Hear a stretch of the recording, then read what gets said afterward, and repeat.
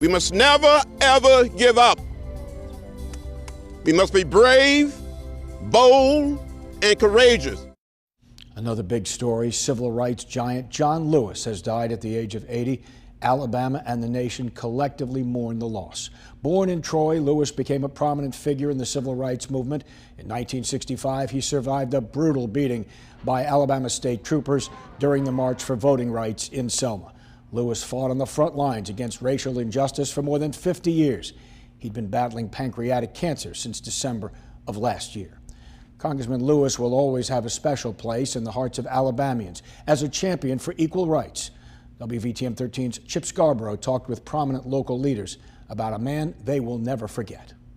I've seen him give his head to be bashed in. Bishop Calvin Woods knew Congressman John Lewis for most of his life. I've seen him jump out in front of incidents, a man of courage, and take much brutality from the police and those who are opposing his efforts and our efforts against prejudice and segregation. One of Congressman Lewis's most memorable accomplishments was the march from Selma to Montgomery on March 7, 1965, in support of voting rights for all, a day that became known as Bloody Sunday, leaving Lewis and others badly injured by law enforcement. The world has lost someone the likes of which we will probably not see ever again. He's an amazing, amazing man. A man held in highest esteem all across America. John was a unifier.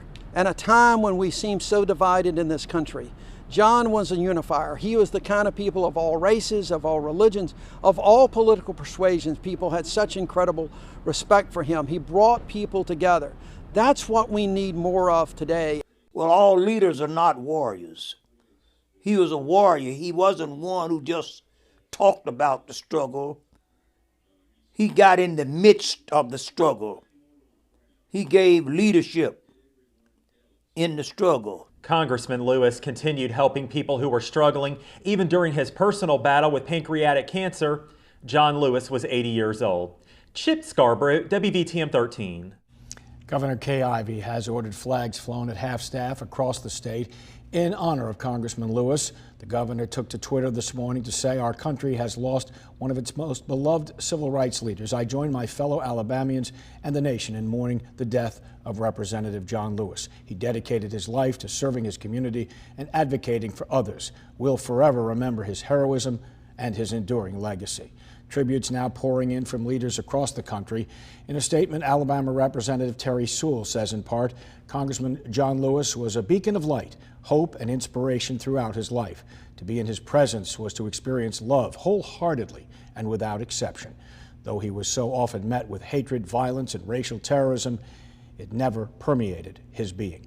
Former President Barack Obama paid tribute to Representative Lewis and his enormous impact on America's history in a statement published online. Mr. Obama saying in part, "Not many of us get to live to see our own legacy play out in such a meaningful, remarkable way. John Lewis did, and thanks to him, we now all have our marching orders to keep believing in the possibility of remaking this country we love until it lives up to its full promise."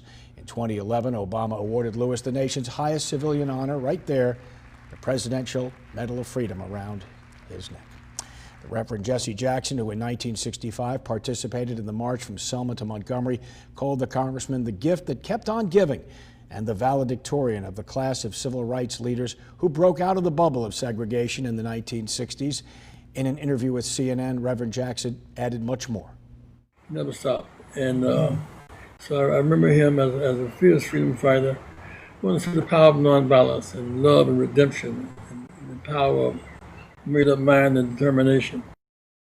A memorial continues to grow next to a mural of Lewis this afternoon. This is in downtown Atlanta. People leaving thank you cards and flowers. One man seen praying at the mural painted 8 years ago by artist Sean Schwab.